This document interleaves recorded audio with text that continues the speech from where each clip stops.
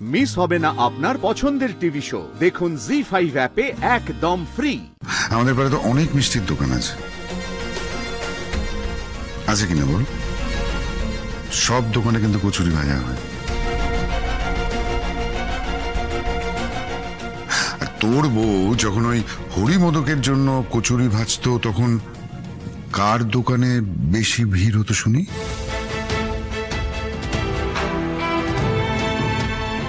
বাবা প্লিজ, তুমি কচুরি ভাজার সাথে বিজনেসের তুলনা করছো? আরে না রাজ, বাবা কচুরি ভাজার সঙ্গে এই ব্যবসা তুলনা করেনি। বাবা বোঝাতে চেয়েছেন সার্ভিসটাই আসল কথা। মানে ধরো যে কোনো একটা এমার্জেন্সি সিচুয়েশনে আমরা কত তাড়াতাড়ি মানুষের কাছে পৌঁছে যেতে পারছি, সেটার নিরিখেই লোকেরা আমাদের কাছে আসবে।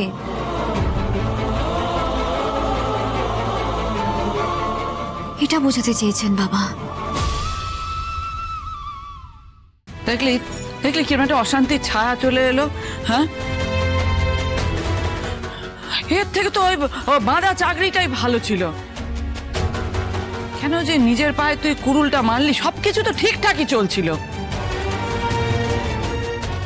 মা, সব ঠিক চলছিল না। দিনের পর দিন বাড়িতে অশান্তি হচ্ছিল, আর এই চাকরিগুলোই ছিল যত নষ্টের গোড়া। সেই প্রমাণও আমরা হাতে নাতে পেয়েছি। এখন দাদার স্বপ্ন পূরণের সময়। মা,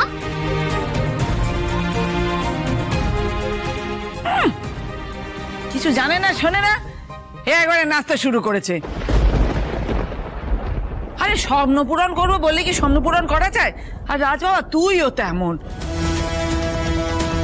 তোর বউ তোকে নাচালো আর তুই একদম টং টং টং টং করে নাচতে শুরু করে দিলি বউয়ের কথায়।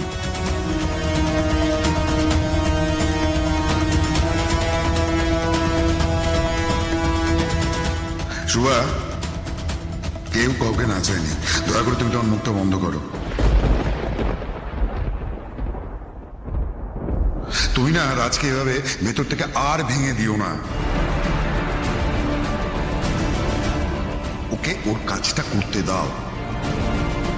কি জানি বাবা, আমার তো মনে হচ্ছে এর থেকে ওই কচুরির দোকান দেওয়াই ভালো ছিল। অন্তত দুটো পয়সা তো আসতো হাতে। কিন্তু মা, আপনার ছেলের স্বপ্নের কি হতো? ওর তো স্বপ্ন ছিল ব্যবসা করা।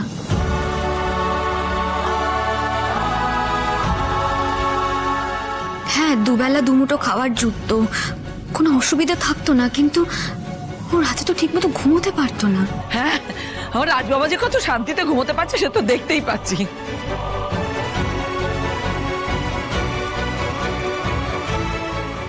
সত্যি কথা হলো এটাই যে আমাদের মতো গরিব বাড়িতে কোনোদিনও স্বপ্ন পূরণ হয় না।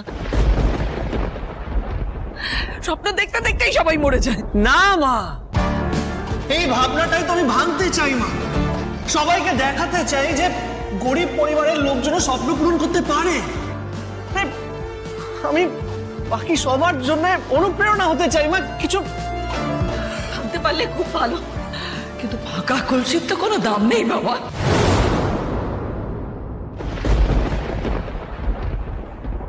ফাঁকা কলসিকে ভরে দেখাও রাজ। জি5 ডাউনলোড করুন আর সব এপিসোড দেখুন একদম ফ্রি।